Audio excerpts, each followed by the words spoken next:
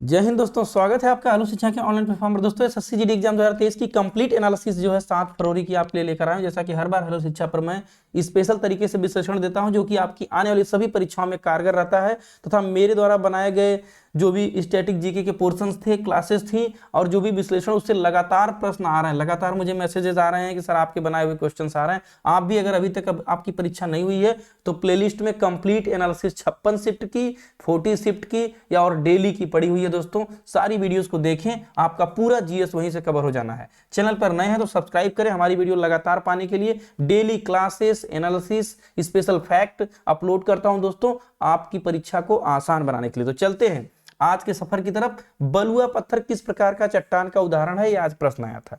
तो आइए देखते हैं। अवसादी चट्टान जो होती है बलुआ पत्थर, मैंने इसके पहले आपको बताया था चट्टानों के बारे में। आज एक और नए तरह का जो है एक बुक से मैंने जो है रेफरेंस लेकर के आया हूं ताकि आपको समझ में आए चट्टान कैसी है। तो अवसादी चट्टान जो है वो बलुआ पत्थर का उदाहरण है। इसमें बलुआ पत्थर, चूना पत्थर, स्लेट, कांगोमरेट, नमक की चट्टान और सेलखरी है। कुल मिलाकर अवसादी चट्टान क्या है अभी हम आपको समझाते हैं। अवसादी और आग्नेय दोनों समझ में आ जाएगा। और रूपांतरित चट्टान किसे कहते हैं, जैसे कि देखिए पृथ्वी से मैग्मा, मैंने आपको बताया था कि पृथ्वी से क्या निकलता है दोस्तों, मैग्मा। अब यह मैग्मा जब लावा निकलता है, अंदर लावा रहता है, बाहर निकलता है तो मैग्मा। अब यह जब ठंडा होता है तो मैप को फॉलो करिएगा इस कॉर्नर से, आप यहां से देखिए इस निशान से। अब यह जो लावा बनता है तो लावा बाहर जब जमीन पर निकलता है तो आग्नेय चट्टान का निर्माण कर देता है। किंतु एक इसका जो अगला चरण होता है, जब यह जो है आगे अगले अपने प्रोसेस में पहुंचता है अगले चरण में, तो यह जो इसका अपक्षय और अपर्दन जो होता है, जल द्वारा इसका अपक्षय होता है, हवाओं द्वारा इसका अपक्षय और अपर्दन होता है। तो कटते टूटते फूटते जो है एक जगह पर जाकर यह निक्षेपित होकर के अवसादी सेल बन जाता है। और यही अवसादी सेल अधिक ताप एवं दाब के कारण इसका जो रूप बदल जाता है तो यह कायांतरित हो जाती है। जैसे कि आप कभी किसी पत्थर को या ईंट को देखें, आपने देखा होगा कि जो मिट्टी से ईंट बनाई जाती है, बनती है, इसको पका देते हैं, माने थोड़ा ताप और दाब डाल देते हैं तो यह लाल कलर की हो जाती है।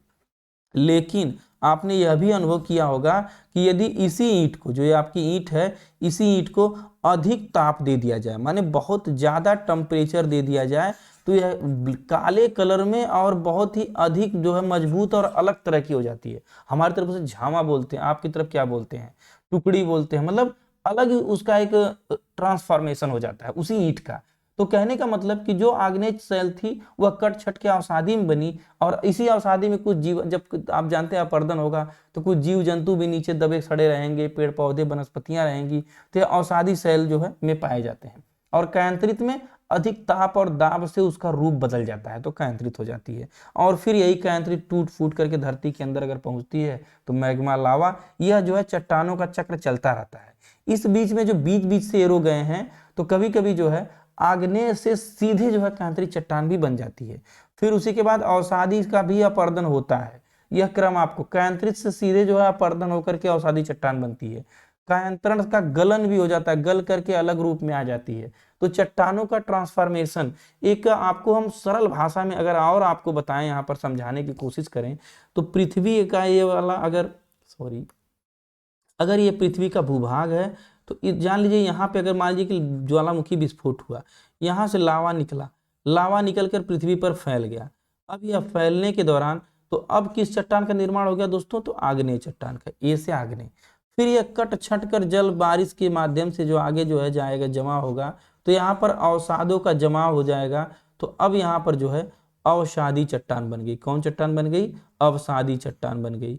इसको ध्यान रखेंगे, यहाँ पर अवसादी। अब यह अवसादी चट्टान आगे जो है और इसका रूपांतरण होता है, ताप इसको जो है टेम्परेचर और ज्यादा मिलता है, प्रेशर और ज्यादा मिलता है, तो यह आपकी बन जाती है रूपांतरित चट्टान। इसको ध्यान रखेंगे। तो कुल मिलाकर यही ट्रांसफॉर्मेशन है चट्टानों का। समझिए, आपको परीक्षा में इससे संबंधित प्रश्न आएगा। अगर आग्नेय चट्टान में जीवाश्म है कि नहीं है, नहीं है। गर्म लावा में कौन सा जीवाश्म होगा, अवसादी चट्टान में जीवाश्म है कि है, क्योंकि कट छट कर बनी है तो बिल्कुल होगा। तो इसी तरह का विश्लेषण आगे भी आपको दूंगा। कर्नाटक के बेंगलुरु में किस प्रतिमा का अनावरण पीएम साहब ने किया था। आइए, पीएम साहब माने प्रधानमंत्री श्री नरेंद्र मोदी जी। तो स्टेचू ऑफ प्रॉस्पेरिटी, अब सारी स्टेचू आपको मैं अभी रिवाइज करा देता हूं जो मेन पूछ रहा है। तो कैंपेगौड़ा एक थे जो है, उनकी प्रतिमा देखिए है। कैंपेगौड़ा की एक कांस्य प्रतिमा का अनावरण किया गया। कैंप गौड़ा विजयनगर साम्राज्य के अधीन एक सामंत थे। क्या थे दोस्तों? सामंत माने उनके जो ऑफिसर थे। विजयनगर का जो हरिहर बुक्का और विजयनगर बहमनी का जो साम्राज्य था हम्पी में, तो उनमें वहां पर जो है ये सामंत थे। इन्हें बेंगलोर शहर का संस्थापक भी माने, इन्होंने बेंगलोर शहर बसाया था, ऐसी मान्यता है हिस्ट्री में। अब इससे प्रश्न आता है एक और प्रश्न जो है स्टेचू से, कि स्टेचू ऑफ यूनिटी तो सरदार वल्लभ भाई पटेल केवड़िया गुजरात में जो है साधु बेट द्वीप पर जो है, ये भी ध्यान रखेंगे किसकी है? सरदार वल्लभ भाई पटेल की, ये भी ध्यान रखेंगे। स्टेचू ऑफ जो है लिबर्टी की बात करते, लातूर यहाँ गलत लिख दिया गया है। स्टेचू ऑफ लिबर्टी तो आप जानते हैं कि हमारे यहाँ नहीं, स्टेचू ऑफ लिबर्टी विदेश में है। स्टेचू ऑफ नॉलेज की बात अगर करें, यहाँ नॉलेज हम आपको जो परीक्षा में आता है वह बताना चाह रहे थे, स्टेचू ऑफ नॉलेज, तो उसकी बात करें तो वह जो है लातूर मध्य प्रदेश में है। कहाँ पर है दोस्तों? लातूर मध्य प्रदेश यानी एमपी में है। और किसकी प्रतिमा है? तो डॉक्टर BR अम्बेडकर। यह वो स्टेचू है जो परीक्षा में एसएससी अलग अलग फॉर्म में पूछ चुकी है, मैं आपको वह बता दिया। Statue of knowledge Latur Madhya Pradesh में, statue of unity Kevadia Gujarat में, इसको ध्यान देंगे। अक्टूबर 2022 में उत्तर प्रदेश के किस पूर्व मुख्यमंत्री का निधन हुआ था? तो माननीय मुलायम सिंह यादव जी का निधन हुआ था, इनको ध्यान रखेंगे। ये जो क्या क्या रहे थे, 8 साल तक ये सीएम रहे थे, प्रश्न में पूछ सकता है, ध्यान दीजिए। अब जो है कुछ विरोधी पार्टियों का भी प्रश्न देख रहा हूँ, विपक्षी पार्टियां जो सरकार के विपक्ष में, उनका भी प्रश्न, जैसे कल राहुल गांधी से संबंधित प्रश्न आया था, आज मुलायम सिंह से संबंधित प्रश्न आया था। 2 साल तक ये जो है डिफेंस मिनिस्टर रहे, 21 साल जो है ये सांसद रहे, 25 साल तक जो है विधायक रहे। ये इनका जो है जीवन का कार्यकाल है। एक बहुत ही दिग्गज राजनेता यूपी के थे, पूर्व मुख्यमंत्री मुलायम सिंह यादव। समाजवादी पार्टी एसपी सपा के जो है संस्थापक थे, इसको ध्यान रखेंगे, संरक्षक थे। और इनकी बेटे जो इसमें चुनाव में भागीदारी अपनी निभा रहे हैं, तो अखिलेश यादव, इनको ध्यान रखेंगे, सपा के ये भी नेता है इनके बाद। अगला, चिराओ किस राज्य का लोक नृत्य है? तो आइए चिराओ लोक नृत्य आप देख लीजिए, बंबू वगैरह ऐसे सरिया के सीधा कर दिया जा रहा है, इसी में महिलाएं डांस करेंगी। आप देखिए, थोड़ा फील करिए। फिलहाल इसमें आपको बहुत अच्छा से दिखने वाला नहीं है, लेकिन फिर भी नृत्य का फॉर्म तो आप समझ ही जाएंगे। आगे देखिए, चिराओ मिजोरम के पारंपरिक और सबसे पुराने नृत्यों में से एक है। कहाँ का है दोस्तों? मिजोरम का। एक जो है, इसे मिजोरम के सबसे पुराने नृत्य के रूप में भी जाना जाता है। इसमें इसे बांस नृत्य, देखिए बंबू लगा रहे हैं ना, बांस नृत्य के रूप में जाना जाता है। यह मिजोरम के सबसे प्रसिद्ध नृत्यों में से एक है। और उत्सव के अवसरों पर आकर्षण के जो है एक भाई देखिए, ऐसा माहौल बनता है, थोड़ा आकर्षण जैसा माहौल बना करके डांस किया जाता है। तो चिराओ कहाँ का है दोस्तों? मिजोरम का है, पूर्वोत्तर का, ये ध्यान रखेंगे। कनिष्क किस वंश से संबंधित है? विश्लेषण, जो एक्स्ट्रा फैक्ट मैं बार बार बता रहा हूं, उनसे प्रश्न बन रहा है। मैंने इसके पहले भी आपको जो है अश्वघोष वाले में बताया था कनिष्क के बारे में। तो कनिष्क किस वंश से संबंधित है? तो कनिष्क कुषाण वंश से, क्योंकि प्राचीन इतिहास में मगध वाले जो पाटलिपुत्र का एरिया है, वहां से संबंधित कुषाण वंश, मौर्य वंश, इन सब वंशों से संबंधित प्रश्न बार बार आ रहे हैं। सिल्क मार्ग की खोज किसने की थी? कनिष्क ने। चौथी बौद्ध संगीति किसके टाइम में हुई थी? इंपॉर्टेंट प्रश्न जो है, इंपॉर्टेंट फैक्ट, चौथी बौद्ध संगीति किसके टाइम में हुई थी? कनिष्क के समय में। तथा बौद्ध कवि अश्वघोष ने की छत्रछाया में बौद्ध धर्म की शिक्षा लिया था। कनिष्क, ध्यान रखिएगा। सर्वाधिक शुद्ध सोने के सिक्के भी इन्होंने चलवाए थे, इस तरह का इनके बारे में प्रश्न याद रखिएगा। एक मेरी परीक्षा जो मैंने नृत्य वाली बार बार आपको कह रहा हूं कि आप लोग दोस्तों नहीं देखें तो जरूर देख लीजिए। एक्चुअली क्या है ना कि बड़े बड़े चैनल्स का बहुत लो ग्रेड का मटेरियल भी सब तक पहुंच जाता है, तो लोगों को लगता है बहुत अच्छा है, लेकिन हम जो है काफी क्वालिटी कंटेंट। अब ये सोचिए, मैंने अपनी क्लास का स्क्रीनशॉट लगाया हूं और डेली एसएससी में 2-2, 3-3 प्रश्न केवल उसी 20 मिनट की वीडियो से आ रहा है, जिसमें जो है सभी नृत्यों को, सभी त्योहारों को, कलाकारों को मैंने एक साथ पढ़ा दिया है, एक साथ समझाया एकदम इजी वे में। जो देखिए स्क्रीनशॉट, ऐसा मैप लगाकर, मैं उसका आई बटन में लिंक दे दूंगा, कमेंट सेक्शन में भी दे दूंगा। आप देखिए चैनल के प्लेलिस्ट पे स्टैटिक जीके इजी वे जनगणना है, ये है, तो दोनों का वीडियो है, आप देखिए दोस्तों। अधिक से अधिक दोस्तों तक शेयर करिए, थोड़ा सा आप लोग भी सपोर्ट करिए, ताकि हमारा क्वालिटी कंटेंट अधिक से अधिक बच्चों तक पहुंच सके। क्योंकि यूट्यूब की दुनिया में बड़े कोचिंग वालों को सब लोग खोजते हैं, छोटे क्रिएटर्स को कोई नहीं खोजता है, जो कि वो अच्छा कंटेंट दे रहा हूं मैं आप लोग को। बाला सरस्वती का संबंध किस नृत्य से है? तो आइए समझते हैं। तो पहले तो जान लीजिए कि भरतनाट्यम, ये देखिए मैंने यहाँ पर बताया था, टी बाला सरस्वती, यहाँ से प्रश्न देखिए बना हुआ है जो मैंने दिया था पॉइंट। तो भरतनाट्यम तमिलनाडु का लोक नृत्य है। इसका विकास मुख्य रूप से तमिलनाडु के मद्रास और तंजौर में हुआ था। घराने 3 थे इसमें, तंजौर, कांजीपुरम, पंडलुम, जिन्हें पाणी कहा जाता है, ये प्रश्न में पूछेगा, आज ध्यान दीजिए। तथा इसका आधुनिक काल में इसका विकास ई कृष्ण अय्यर को श्रेय दिया जाता है। प्रमुख कलाकार रुक्मिणी देवी अरुंडेल पूछ चुका है, अब यामिनी सोनल मान सिंह भी पूछ चुका है, पद्मा सुब्रमण्यम और लीला सैमसंग यही बचे हैं। तो आने वाली परीक्षा में हमें लगता है आने वाली पारी में इन्हीं तीनों लोग का नंबर है, जरा सा आप ध्यान दीजिएगा। यही से चल रहा है इनका। मैं जो डेटा दे रहा हूं दोस्तों, ये एग्जाम बेस्ड डेटा दे रहा हूं। मैं जान रहा हूं कि थोड़ा कम सब्सक्राइबर की वजह से मेरा वीडियो अधिक लोगों तक नहीं पहुंच पा रहा है, वरना अगर इस तरह का डेटा बड़े बड़े जो है प्लेटफॉर्म से मिले तो लोगों को लगे कि नहीं हाँ कहीं से हम कुछ पढ़ रहे हैं। लेकिन थोड़ा अभी नया है चैनल, या हम लोग जान लीजिए गवर्नमेंट जॉब से समय निकाल कर आप लोग के लिए कंटेंट क्रिएट करते हैं, तो इसलिए जो है इसका प्रचार प्रसार ज़्यादा नहीं कर पा रहे, इसलिए थोड़ा लिमिटेड मैटर हो जा रहा है। त्योहार थाई पुसम, तमिलनाडु का प्रमुख त्योहार थाई पुसम, कोंटाडू, नाट्यजिल, पोंगल, जल्लीकट्टू। अब आप जल्लीकट्टू, पोंगल, थाई पुसम सब जानते हैं, ये दोनों मैंने नया दिया है, ध्यान दीजिएगा, ये परीक्षा में यही उठा के पूछेगा, नोट करिएगा त्योहार। अगला आइए, उत्तराखंड के मुख्यमंत्री कौन है? तो पुष्कर धामी हार गए थे अपनी सीट से, फिर भी इनको जो है वो सीएम बीजेपी ने बनाया था, भाई कृपा है। कर्नाटक से के बेंगलुरु में किस प्रतिमा का अनावरण पीएम साहब ने किया था? तो स्टेचू ऑफ प्रॉस्पेरिटी, वही जो प्रश्न था उसी को यहाँ पर रिपीट किया हुआ है, ध्यान दीजिए। वर्तमान में उपराष्ट्रपति कौन है? तो जगदीप धनखड़। वर्तमान में दोस्तों उपराष्ट्रपति साहब कौन है? जगदीप धनखड़। याद रखिए जगदीप धनखड़ ही हो गया, यहाँ पर धनखड़ होगा, इस टाइपिंग मिस्टेक थोड़ा जल्दबाजी में दोस्तों। ये पश्चिम बंगाल के राज्यपाल थे, तथा अगर राष्ट्रपति की बात करें तो द्रौपदी मुर्मू, इनको याद रखेंगे। मतलब राष्ट्रपति राज्यपाल से प्रश्न आ रहा है, हालांकि ये तो ईजी प्रश्न है, सब लोग इसको हल कर दिए होंगे। अब थोड़ा सा आप अपना अटेंशन पे करिएगा हमारे ऊपर। ये देखिए, ये जो मैं समझाने जा रहा हूँ एक बार समझ लीजिए, बहुत ही स्पेशल टॉपिक है। अनुच्छेद 300A का संबंध किससे है? ध्यान दीजिए, मैं हर टॉपिक पर आपका समय बर्बाद नहीं करूंगा, जो परीक्षा का मेन इंपॉर्टेंट टॉपिक है उस पर जरूर थोड़ा सा मैं आपका समय चाहूंगा। अनुच्छेद 300A संपत्ति के अधिकार से संबंधित अनुच्छेद है। 44वें संविधान संशोधन 1978 द्वारा संपत्ति के अधिकार को फंडामेंटल राइट यानी मूल अधिकार की सूची से हटा करके इसे संविधान के भाग 12 में अनुच्छेद 300A के तहत जोड़ दिया गया।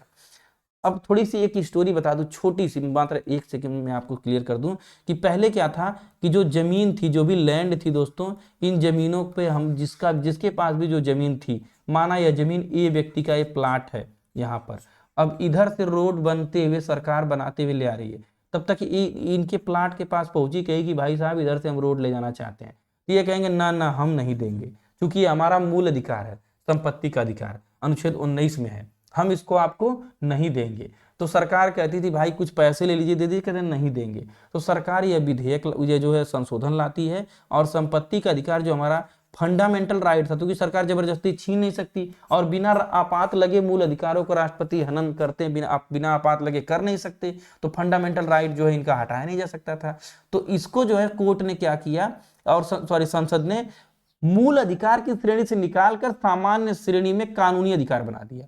अब अगर आपके पास जमीन है तो आपकी जमीन पर कौन सा अधिकार है दोस्तों? कानूनी अधिकार। अब हाईवे अगर इधर से लेके जाना है तो तुरंत सरकार यहां से हाईवे एकदम धड़ाते हुए लेकर जाएगी और आपसे कहेगी भैया आपके खाते में इसका पैसा भेज दिया गया है। ये भी ध्यान देंगे, हाईवे वालों को खाते में पैसे आ रहे हैं जिनके खेत में से जा रहा है। तो संपत्ति के अधिकार को अनुच्छेद 300A में डाल दिया गया है, फंडामेंटल राइट से हटा करके कानूनी अधिकार यानी जो है लीगल राइट बना दिया गया है। पहले संपत्ति का अधिकार कैसा था दोस्तों? Fundamental right. अब क्या है? Legal right. फंडामेंटल राइट बिना आपात के नहीं छीना जा सकता जो है, लेकिन लीगल राइट जो है सरकार अपनी जरूरतों के हिसाब से कानूनी अधिकार आपका छीन सकती है। पूरा टॉपिक विश्लेषण आपके सामने है। समुद्र का पर्यायवाची है, समुद्र का पर्यायवाची सागर, पयोधी, उदधि, पायावर, नदीश, जलधि, वारिधि, नीर निधि, ये सब होते हैं, ध्यान रखिए। टेबल टेनिस की लंबाई कितनी होती है? देखिए सामने आपके टेबल टेनिस लगा है, जो लोग नहीं देखे हैं देख लीजिए। ये जो है आयताकार एक मेज होती है, इस पर खेला जाता है। इसकी लंबाई 274 सेंटीमीटर तथा चौड़ाई 152 सेंटीमीटर होती है। ऊपरी फर्श जो है 76 सेंटीमीटर ऊंची ये वाली एरिया होती है। पूरा डेटा आपके सामने है, ध्यान दीजिए इसको। इसके बाद आइए, जले पर नमक छिड़कना तकलीफ और बढ़ा देना। अब इसका उदाहरण क्या बताऊं? मान लीजिए किसी व्यक्ति की मोबाइल चोरी हो गई है, अब उसका दोस्त आके बार बार उससे कह रहा भाई जरा अपना मोबाइल देना तो सेल्फी लेनी है। भैया कितना गुस्सा आएगा आप बताओ। जले पर नमक छिड़कना हुआ कि नहीं? मतलब किसी की तकलीफ को और बढ़ा देना, उसको याद दिलाना कि तुम्हारे साथ एक घटना। तो मतलब तमाम तरह से जले पर नमक छिड़कने वाले आपके अगल बगल आप बहुत होंगे। परीक्षा में 1-2 नंबर कम क्या हो गया कि पड़ोसी अगल बगल वाले नात बात बार बार पूछेंगे भैया तो आप है कि ना, आपका सिलेक्शन हुआ कि नहीं, आपका रिजल्ट नहीं आया क्या, मतलब जले पर नमक छिड़कते रहेंगे वो, तो खैर उनका तो काम है, लेकिन हम जो है भर्ती तक पहुंच कर रहेंगे, ये भी हमारा संकल्प है। आप जो है बस लगे रहे दोस्तों। फुटबॉल मैदान की लंबाई कितनी होती है, इंटरनेशनल मैचों में जो है फुटबॉल मैदान की लंबाई 100 से 110 मीटर होती है, यह दिया हुआ है। चौड़ाई 64 से 75 मीटर होती है, ध्यान रखेंगे। एक फीफा का जो फीफा 2022 कतर जो है में हुआ था, अर्जेंटीना ने फ्रांस को हराकर इसे जीता था, डेटा है, याद रखिएगा, परीक्षा में आ सकता है। भारत में पहली निर्वाचित लोकसभा अस्तित्व में कब आई थी, तो पहला आम चुनाव जो वही जो संविधान लागू होता है उसके बाद होता है 1951 और 52 में आम चुनाव। अगस्त 1947 के बाद भारत के स्वतंत्र होने के बाद पहली लोकसभा निर्वाचित किया गया। भारतीय राष्ट्रीय कांग्रेस को 364 सीटें, जो कांग्रेस आज आपको फिसड्डी दिख रही है उसको उस समय 364 सीटें मिलती थी दोस्तों 489 में।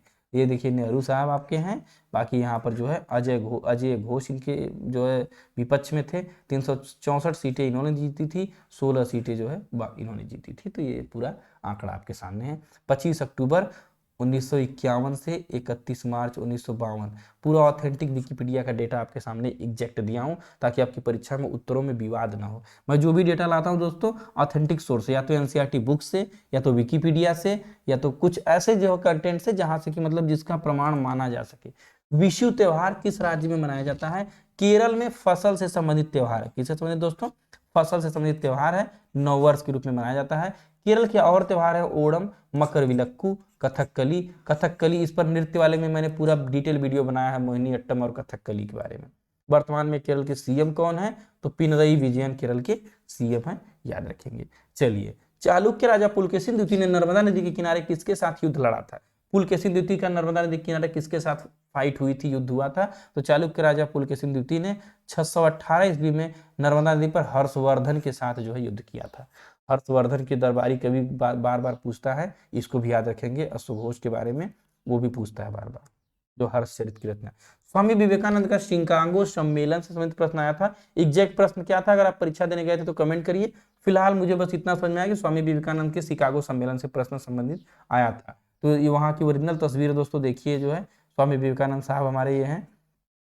11 सितंबर 1893 में अमेरिका के धर्म संसद में, कहां पर, धर्म संसद का आयोजन हुआ था। भारत की ओर से हमारे स्वामी विवेकानंद साहब वहां पर जाते हैं शिकागो में धर्म सम्मेलन में। उन्होंने वहां अपने भाषण की शुरुआत हिंदी में, पहली बार किसी ने इस तरह का भाषण दिया था दोस्तों, अमेरिका के भाइयों और बहनों बोला था। और यह सुनने के बाद वो जो है art of institute of Chicago जो है वहां पर जो है जो कला का संस्थान थी आर्ट ऑफ इंस्टीट्यूट शिकागो में, पूरे 2 मिनट तक तालियां बजी थी। जय हिंद लिखिए दोस्तों ऐसे वीर सपूतों के लिए, या ऐसे कह लीजिए कि ये लोग सीधे अवतार थे दोस्तों, इनके लिए एक बार जो कमेंट सेक्शन में जय हिंद जरूर लिखिए।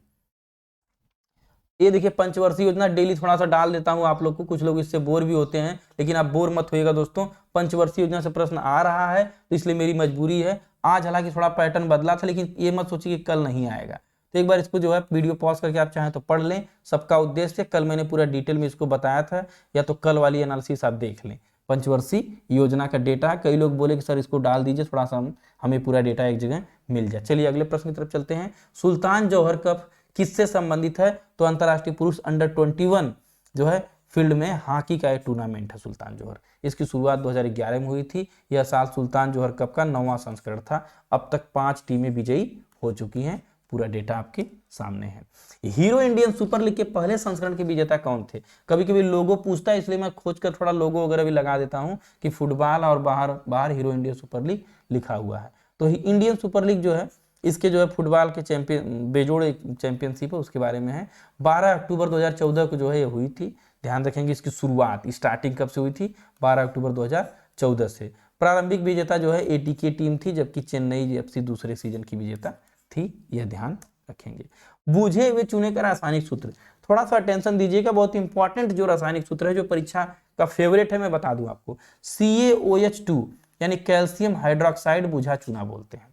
इसके बाद एक धावन सोडा बार बार पूछता है। सोडियम कार्बोनेट जो है एक अकार्बनिक यौगिक है तथा जिसका रासायनिक सूत्र Na2CO3 है, सोडियम कार्बोनेट। और इसी में बाई लगा देंगे अगर, सोडियम बाई कार्बोनेट, तो खाने वाला सोडा हो जाएगा। कौन सा सोडा हो जाएगा दोस्तों, खाने वाला सोडा हो जाएगा, जो एक कार्बनिक यौगिक है। NaHCO3 इसका रासायनिक सूत्र है। रंगाली बिहू किस राज्य का प्रमुख त्योहार है? असम का प्रमुख त्योहार है। किस राज्य का प्रमुख त्योहार है? असम का। अब आप कहेंगे कि ये क्या, बिहू आप याद रखिए, चाहे कटी बिहू पूछे, चाहे रंगाली बिहू पूछे, चाहे जो बिहू पूछे, अगर बिहू शब्द है तो असम लगा देंगे। अंबुबाची का मेला यहीं पर लगता है कामाख्या माता मंदिर में, और यहीं पर आप ध्यान रखेंगे बिहू बगरुम्बा जो है यहाँ का प्रमुख त्योहार है। कटी बिहू, रंगाली बिहू आज नया सुनने को मिल गया। खाक में मिलाना मुहावरे का अर्थ है नष्ट कर देना। 9 2 11 हो जाना, तो आप बताइए कमेंट करके कि 9 2 11 का मतलब क्या है। एक बहुत इंपॉर्टेंट अनुच्छेद जो है ये भी आया था, जो है मौलिक कर्तव्य, डेली आ रहा है, और मैं विश्लेषण में यही डेली रख रहा हूं डेटा, और इसी डेटा से प्रश्न आ रहा है। थोड़ा सा लोग ध्यान नहीं देते हैं लोग दोस्तों, नहीं तो एक भी प्रश्न जीएस का नहीं छूटे, और मैं वादा करता हूं नहीं छूटने दूंगा आने वाली परीक्षाओं में। आप बस जुड़े रहिए हमारे साथ। 42वें संविधान संशोधन अधिनियम 1976 द्वारा स्वर्ण सिंह समिति की सिफारिश पर भाग 4A में अनुच्छेद 51A जोड़ा गया, और इसी के साथ जुड़ता है मौलिक कर्तव्य। मूल कर्तव्य हमारे संविधान के मूल में नहीं था, इसे बाद में रूस के संविधान से लेकर के हमें जोड़ा गया 1976 में, स्वर्ण सिंह समिति ने कहा था। इसको याद रखेंगे।